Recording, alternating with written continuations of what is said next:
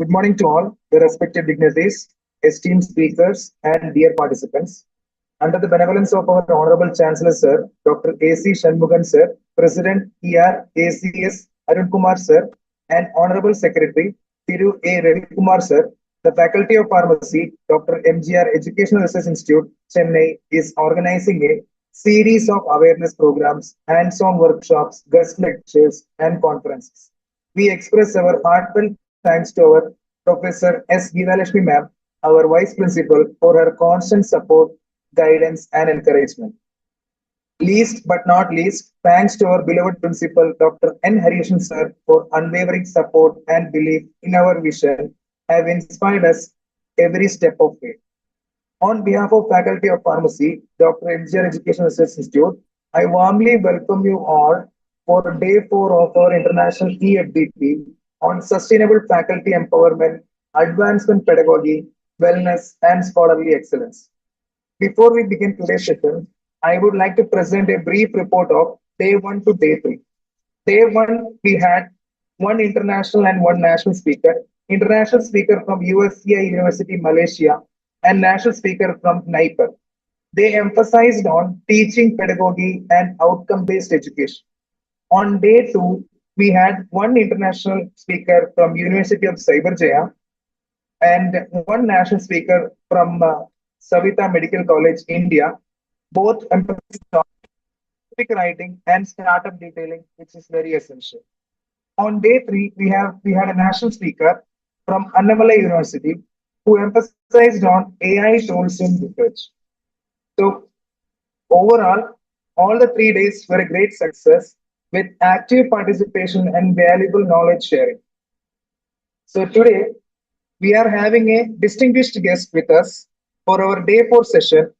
I would like to take this opportunity to introduce Dr. Hema VH, Principal, Faculty of Nursing. Thank you. And before we begin our today's session, I would like to invite Dr. Dhanlashmi, Assistant Professor, Department of Pharmacy Practice, to introduce the esteemed speaker. Dhanlashmi. Good afternoon, all. It's my privilege to introduce today's esteemed speaker, Ms. Makotso Mariam Ralik.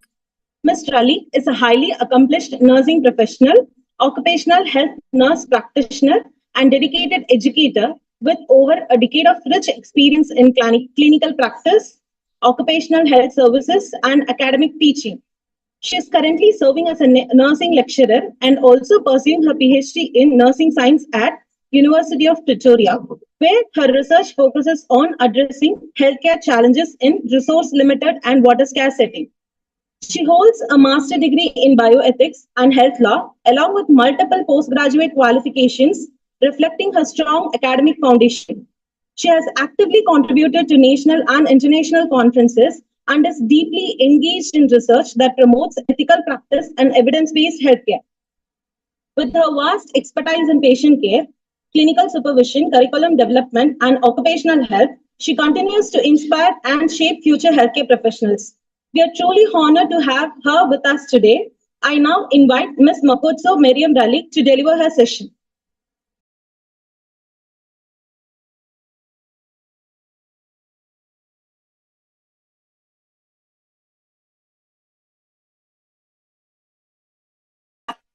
Thank you very much, Doc, for a nice presentation.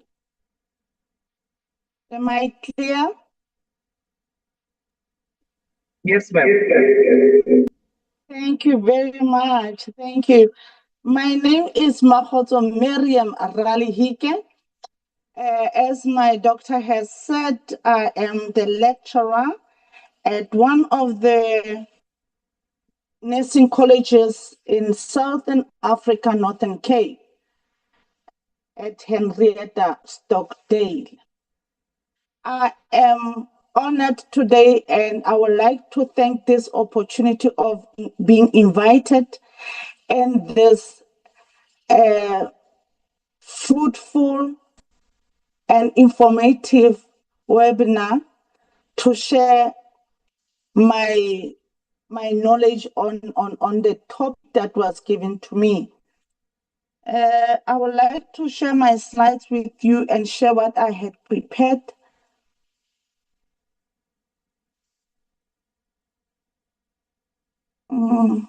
Okay.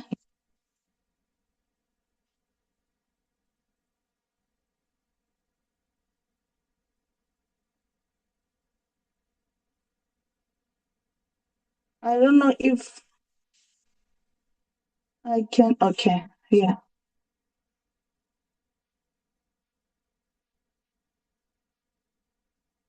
Can you see my slides? Yes, ma'am, it's visible. Thank you very much. I am tasked today to share about calm minds, effective teaching, and stress reducing techniques for the pharmacy faculty. Like I presented to you, my name is Makgotso Galihike. I'm a PhD candidate at the University of Pretoria. I'm also a lecturer at the Henrietta Stockdale Nursing College in Southern Africa. The presentation today will be asking ourselves and getting to know what is teaching and what is effective teaching. And we'll also explore some of the effective teaching strategies and get to know what is the stress management, why stress management matters in pharmacy education, and getting to understand the academic stress, and also share some of the self-care principles adopted or developed by Dr. Chipu from University of Western Cape in one of her scripts. We will also share some of the principles of effective teaching for a calm environment, stress reducing techniques for lecturers, stress reduced techniques to reduce student stress for the lecturers, as well as sharing some of the classroom practices that promotes calmness. There is also some of the information that we'll share on the tools and resources that ought to be in our classrooms. I had just adopted this video that shares with us what is university. They say a university is a place where new ideas germinate, roots strike, and grow tall and steady. It is a unique space that covers the entire universe of knowledge. It is a place where creative minds converge, interact, and construct versions of a new reality. What is teaching? What exactly are we referring to when we talk of a teaching? A teaching may be regarded as a providing opportunities for students to learn. But we must also take note that it is both interactive process and international activity. So both the teacher and the student need to embark in this process.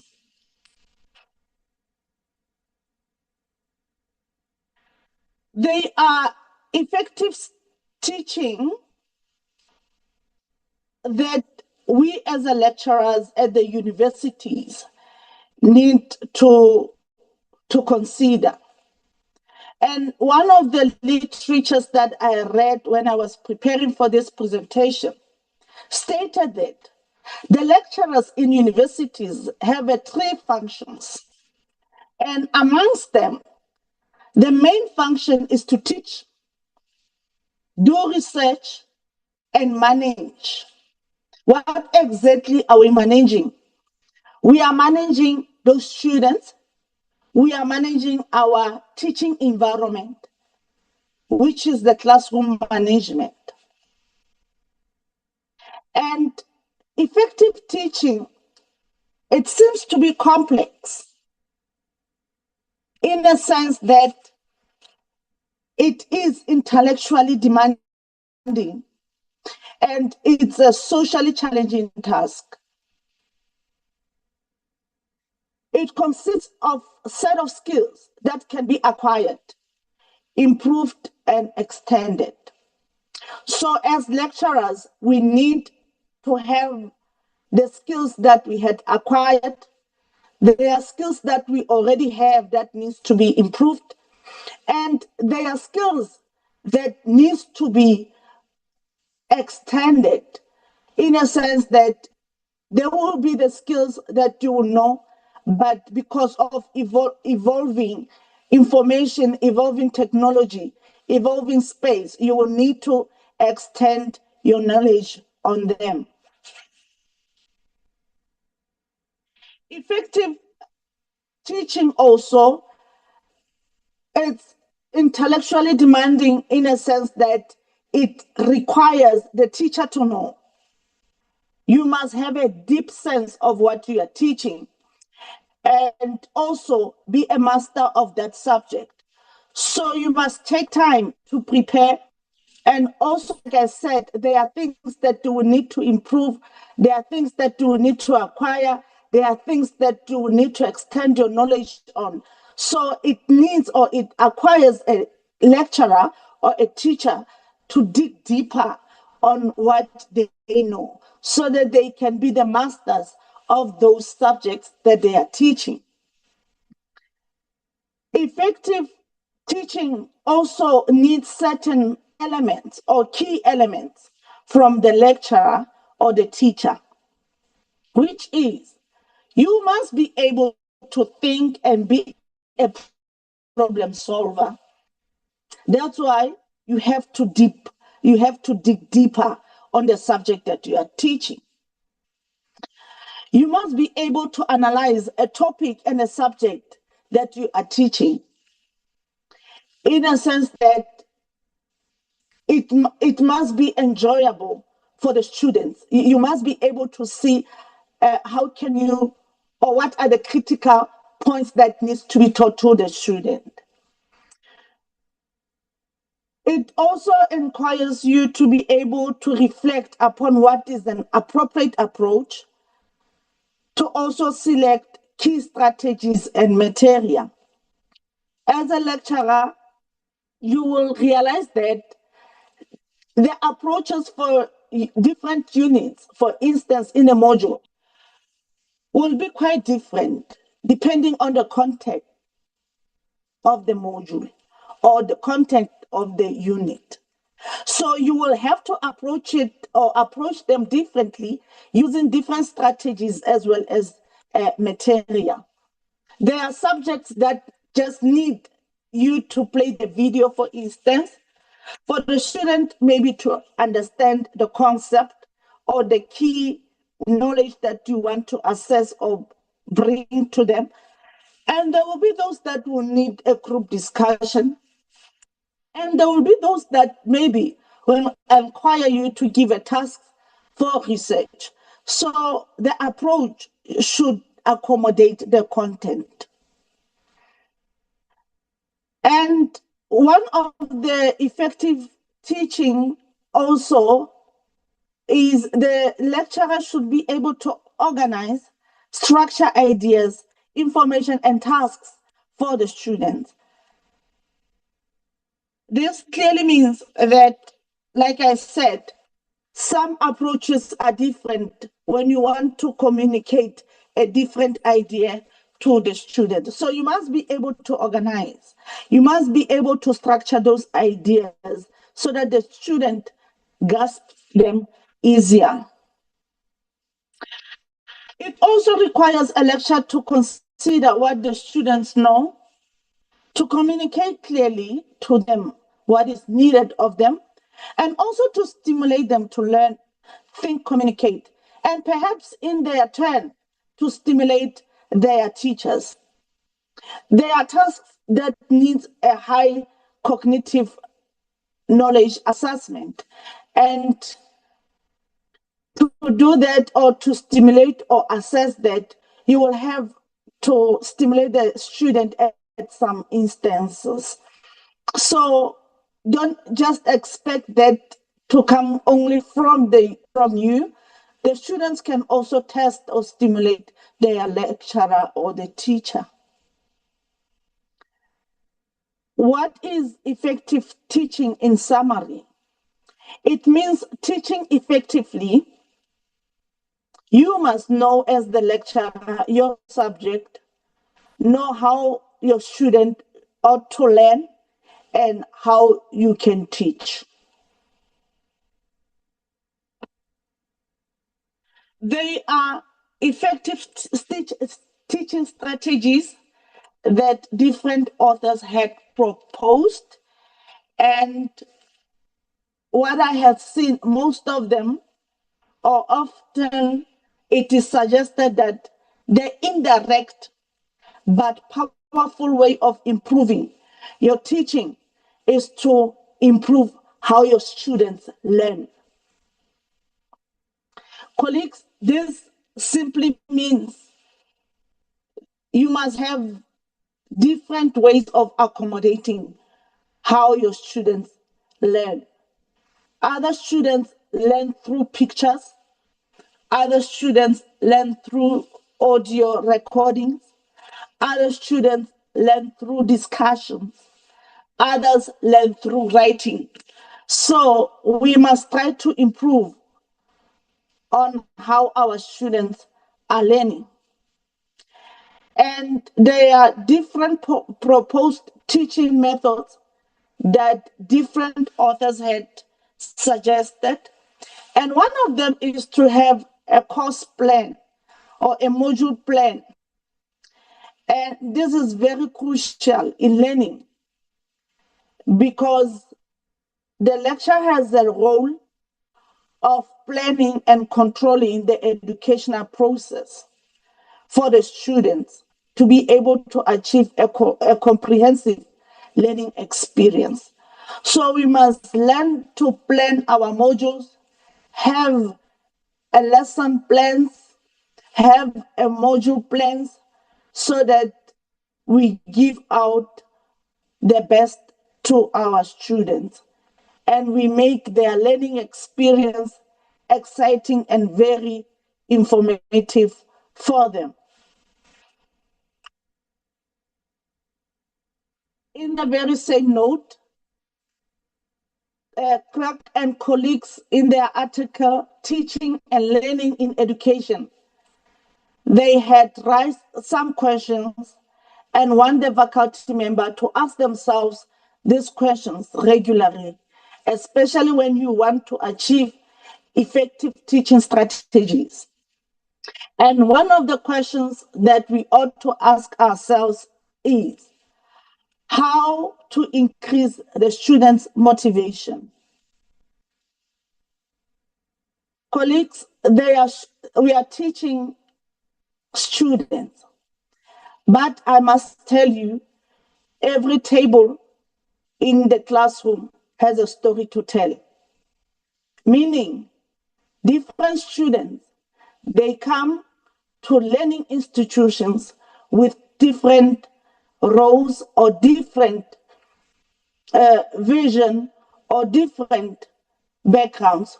So you must try by all means to try to motivate your students. Remind them of their dream. Remind them of where you want them, you and them, to reach. So we must have ways on how to increase the students' motivation. The other question that we must ask ourselves is how to help the student feel confident in solving problems. Remember, we are teaching the pharmacist, and we don't just want pharmacists. We want those exceptional, competent, globally recognized students. So, how are we going to help them to feel confident in starting new innovations and being confident in solving those problems that we want them to solve. So we must have ways on helping them first to feel confident in solving the problems so that they achieve what they ought to achieve. And the other question that we must ask ourselves is how to teach the student to plan their learning activity. Planning is very important, especially in higher institutions. Both the student and the lecturer ought to have a, a very feasible and a very achievable plan for their learning activities. So we must take the very same skills and transfer them to the students so that they are also able to plan for their learning activities. The other question that was asked is how to help them to carry out self-assessment at the end of each lesson. What is important here is the student should be able to reflect back on what was taught in class. But they shouldn't just reflect back. They should apply those lessons in their real world situation so that their world can make sense. The other question that we must ask ourselves is how to encourage the students to motivate them for future work. Like I said before, we are growing future pharmacists and globally recognized pharmacists. So we must keep them motivated so that they see the world as the better place. And lastly, we should also ask ourselves, how can I give a feedback to the student and inform them about their individual learning?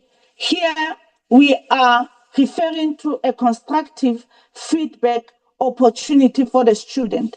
The lecturer has to give both the positive and the negative or improving points to the students. Here you start by telling the student what they mastered or what they had achieved and how they can correct what they didn't do well. So we must learn the skill of giving a feedback to the student that won't break them, but rather improve them, and they must keep motivated in this learning process. The other effective teaching strategy that was proposed was to have a meta cognition training and self-assessment of students during teaching. Here, the explanation is about explaining the lessons in a very plain language and give feedback to students as well as explaining the causes and reasons of the issues. Remember, we are growing the critical thinkers, the problem solvers. So they must own the teaching and learning process. They must own this that we are teaching them. So it must come in a very simple, in a very understandable language. And even when they have to have a feedback, it must be a constructive one, like I said earlier.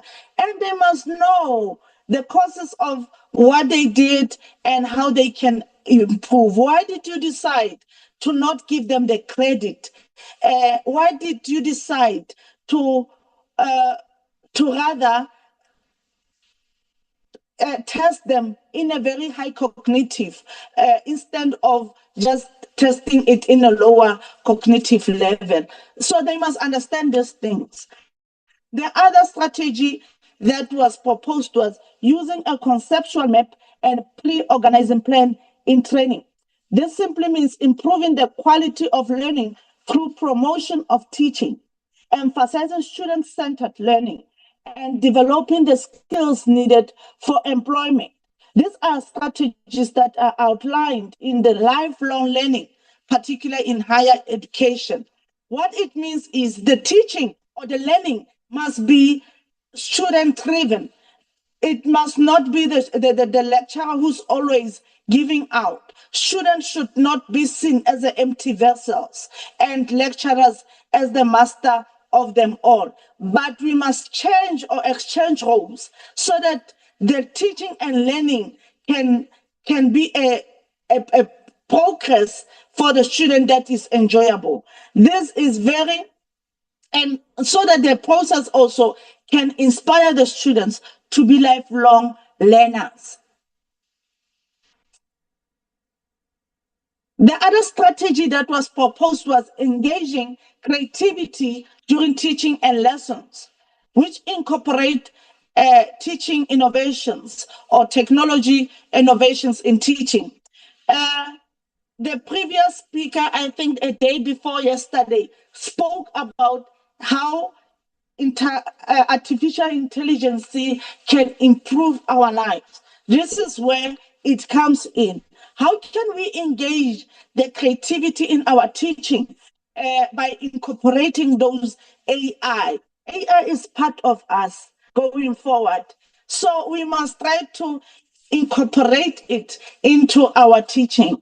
There is a say that they believe that creative talent is universal and that it will be strengthened with appropriate programs. So we believe our students are creative talents. We are not grooming just the students, but we are growing lifelong learners. We are growing a creative talent.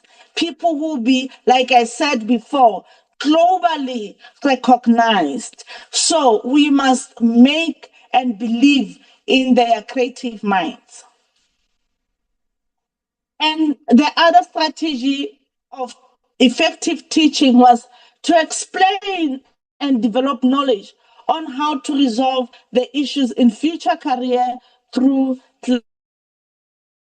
classroom discussion. Like I said before, students should not be seen as the empty vessels, but rather they should engage with their lecturers. They should be in dialogue with each other so that we stimulate most effective and creative classroom environment.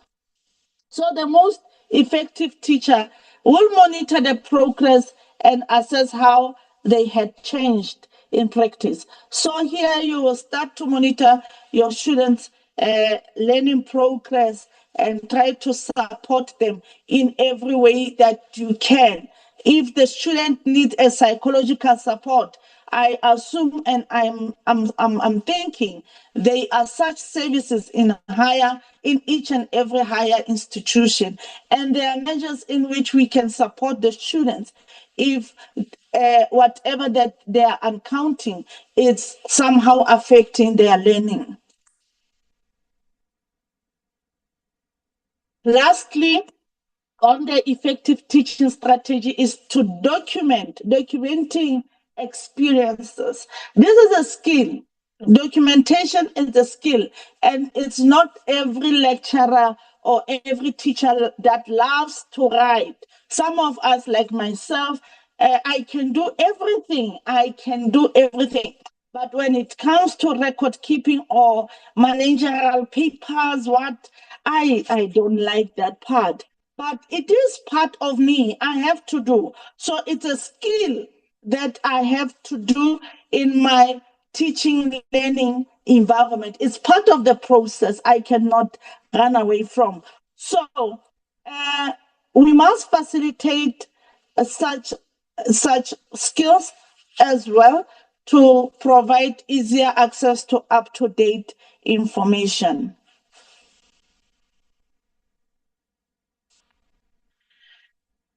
Why is stress management important?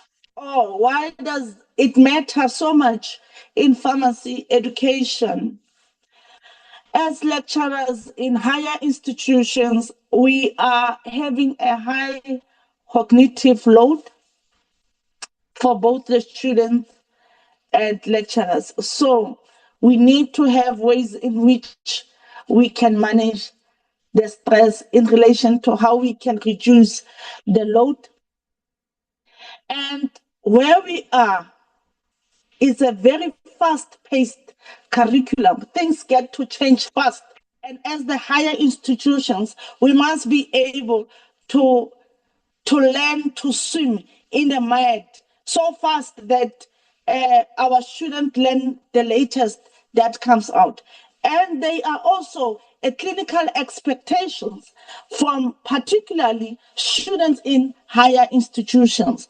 So it is important that we learn to have stress management strategies so that we render a high quality learning opportunity.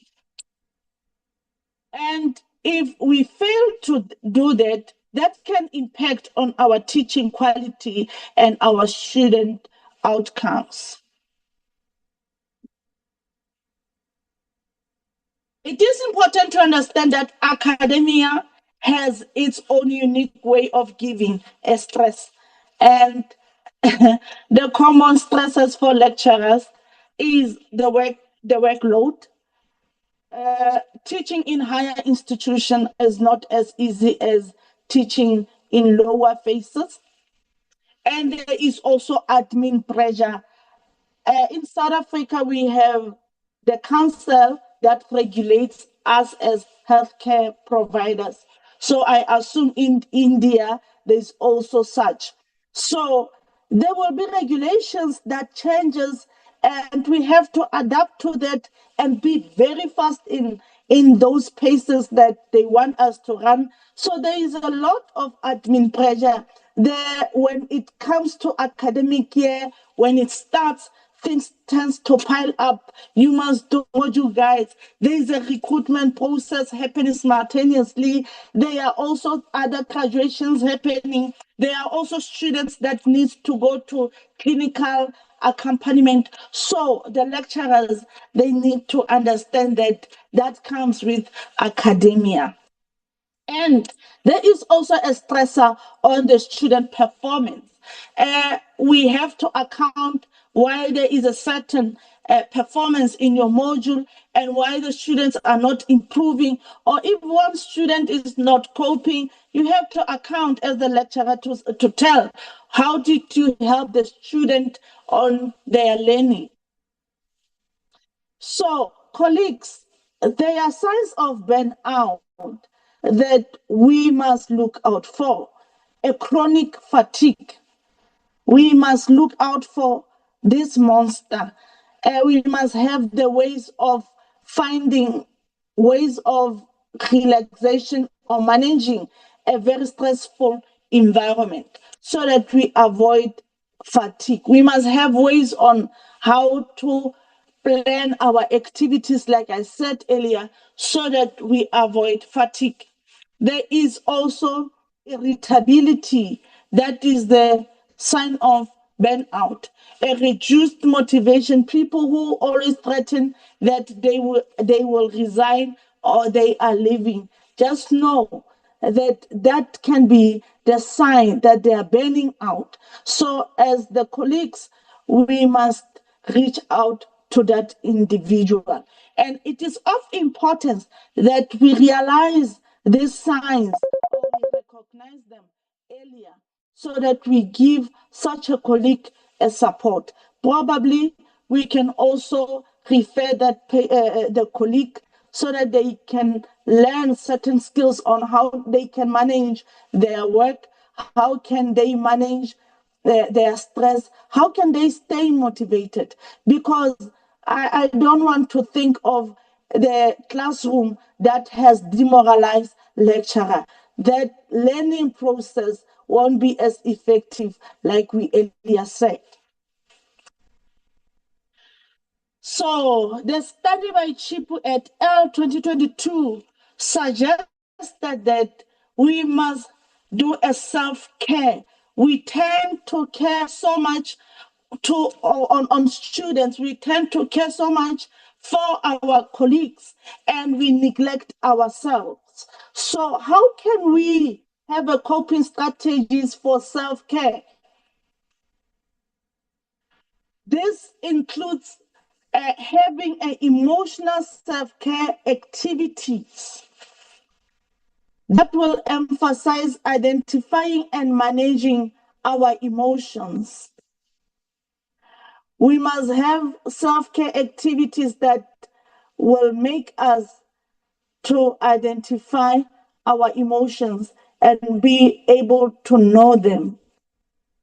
You must be able to recognize when you are not feeling well. And don't ignore the feeling. You are not well. And we must have ways of managing strong emotions. If I'm angry at my fellow colleague, there should be ways of having emotional strategy on how to control my emotions.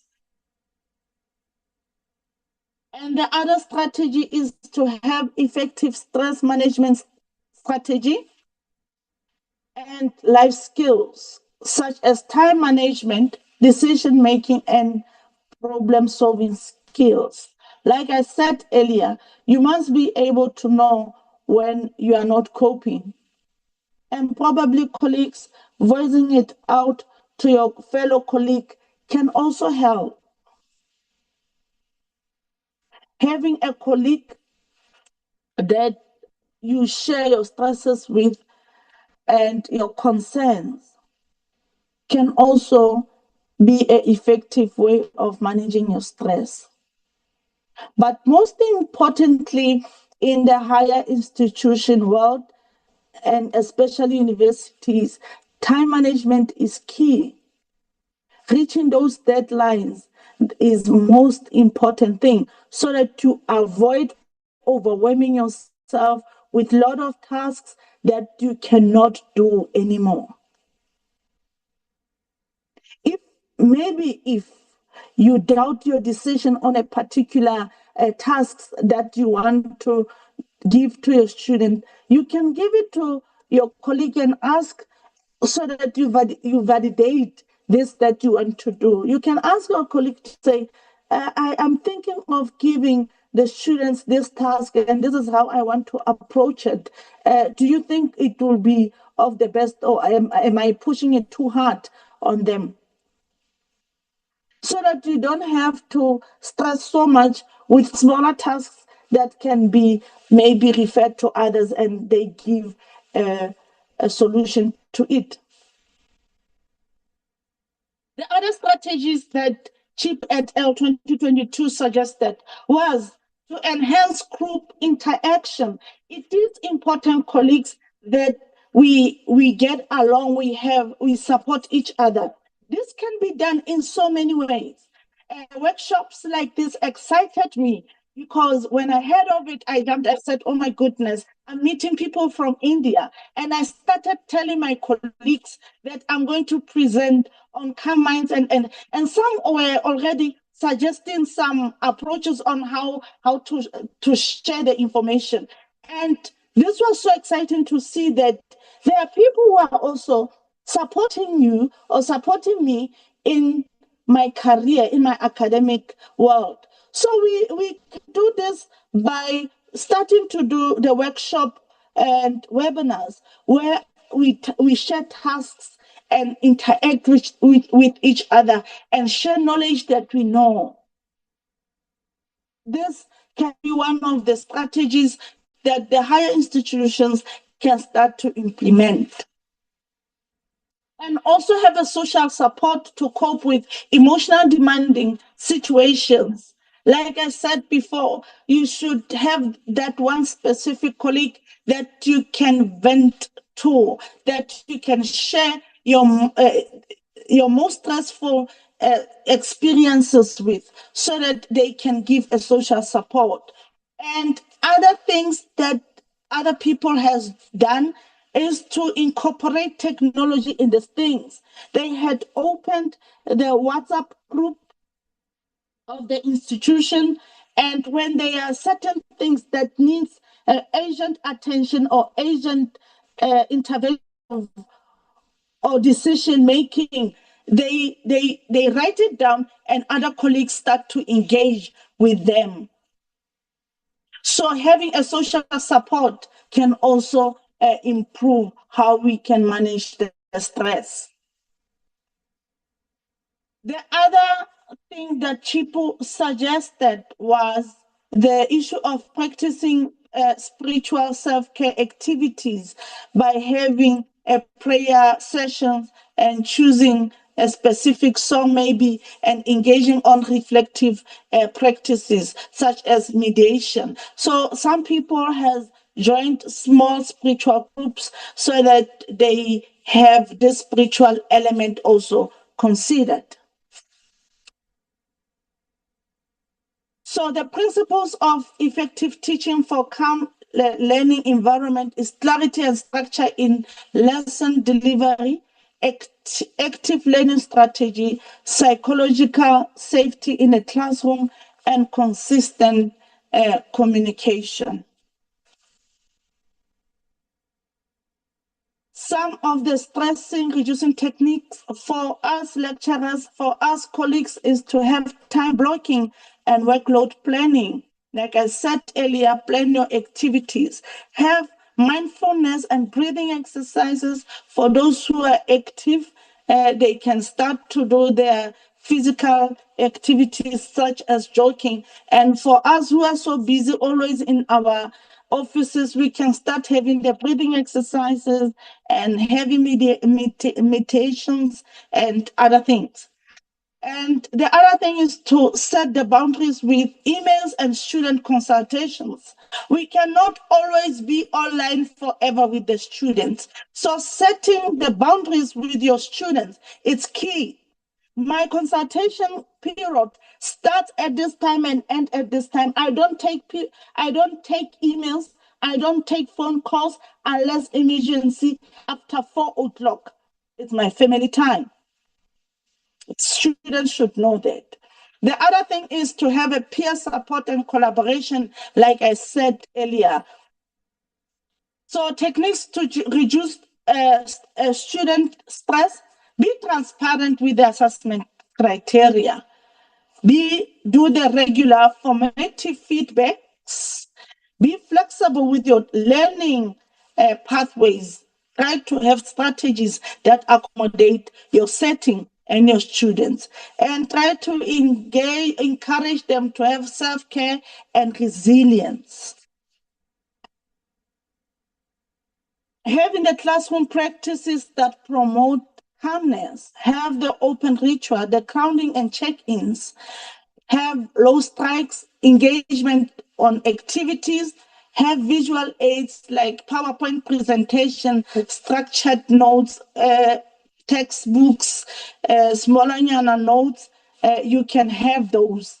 And have a noise and destructive management. Your student cannot always be destructive. So you must have means of managing such students.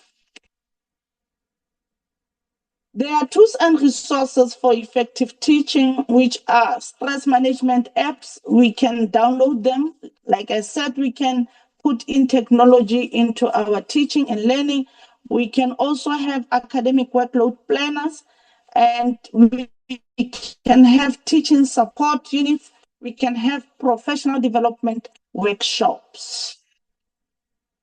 In conclusion, colleagues, calm lecturers create calm learning environments, and small habits lead to meaningful change.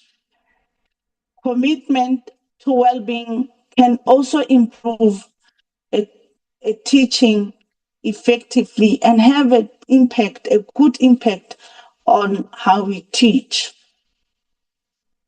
Thank you very much.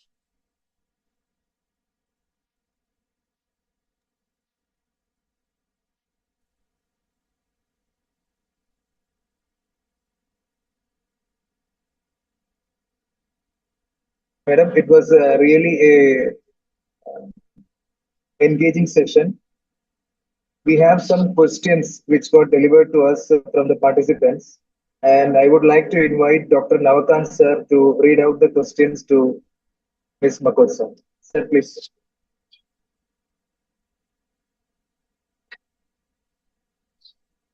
Thank you, sir. Uh, these are the questions that stem from participants. So, what are the key principles of effective teaching that help create a calm learning environment?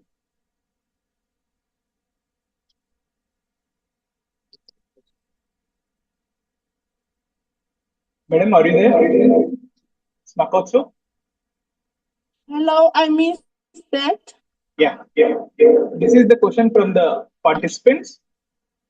So, Okay. what are the key principles of effective teaching that help create a calm learning environment?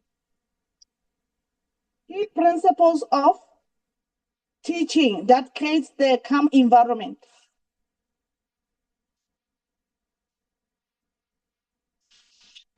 Is what the participant is asking. He is asking what is the key principle of effective teaching that help create a calm learning environment. What is the key factor? Okay, all right, perfect. Like I said before, the teaching should be student-centered. It must be student orientated. So engaging with the student is key. Having a transparent and open communication is important. So we have to focus on active engagement, be in a dialogue with the student. Like I said, students should not be seen as every time as empty vessels. They know something. They can teach a lecturer one or two things. So it is important that the lecturer are engaging with their student. And also, try to have a prompt feedback that is very constructive. You cannot always be focusing on what wrong the student did, but we can always constructively build on how they can improve what they did wrong.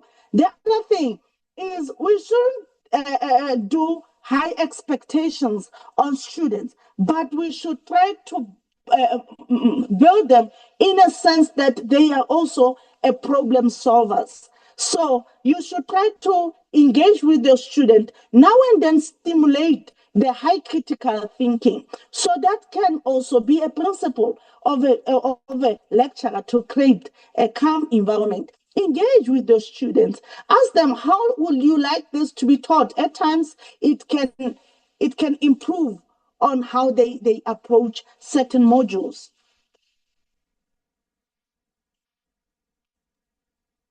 Thank you, madam.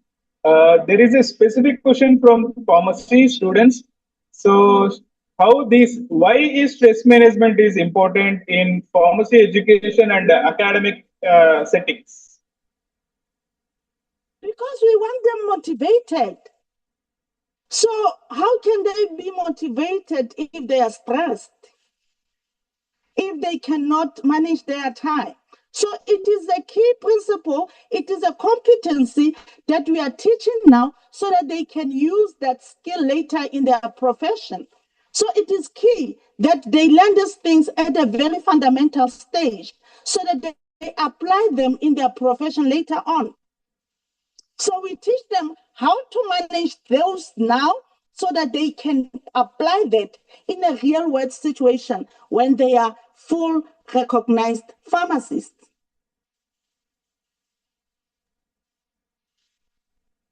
Thank you, madam. These are the queries.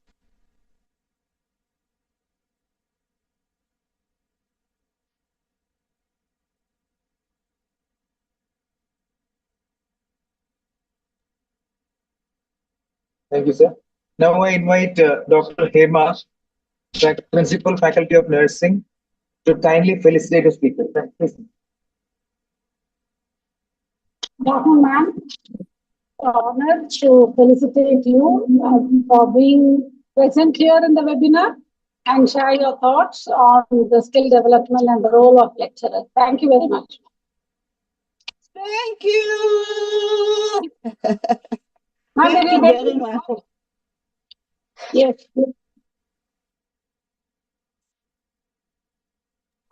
I just got two key words from you.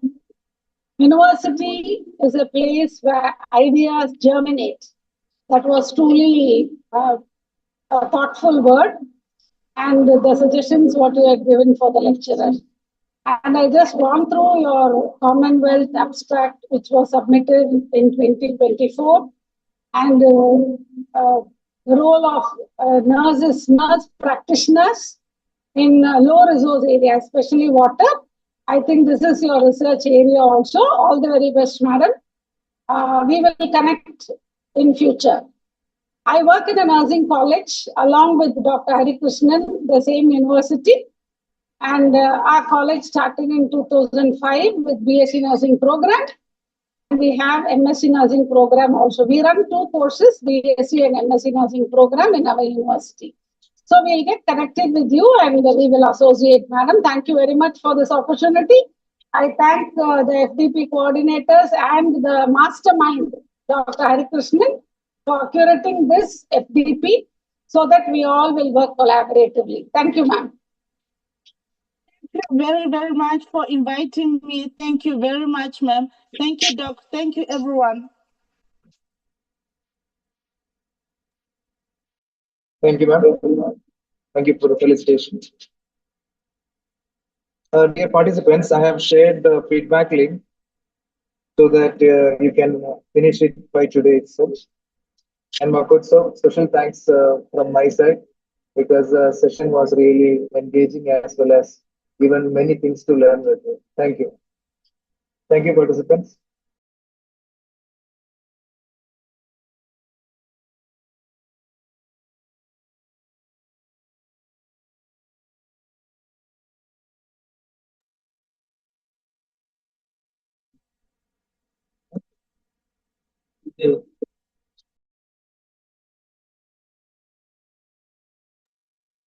Miss Makotso, madam, are you there? Yes, I'm here. Thank you. Madam, can you please switch on the camera so that we can take a photo? All right. Let me leave the video. I don't. Yeah, if it's fine, or else it's okay.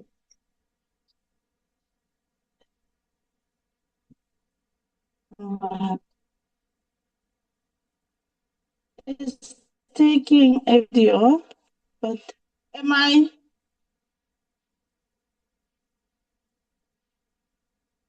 Yeah. Oh.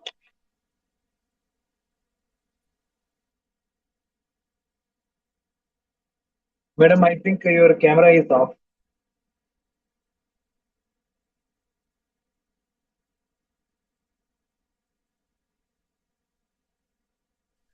Oh. Yeah.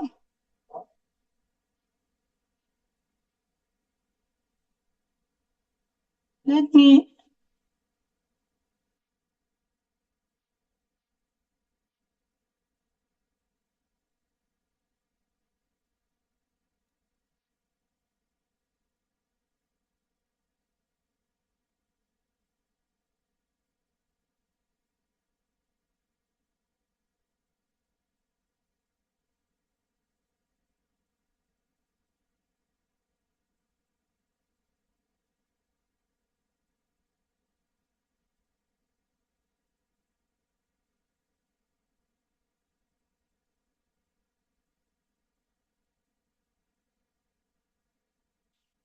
I'm trying to open it. My apologies. Madam, it's okay then. Oh, I don't. All right. No, I was trying to, and it does the video only. I don't know why it's doing this. Unless if I log out and come in.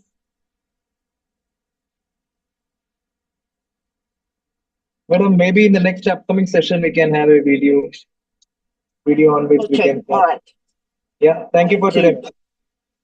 Thank you very much. I thank you, colleagues. Thank you. Thank you.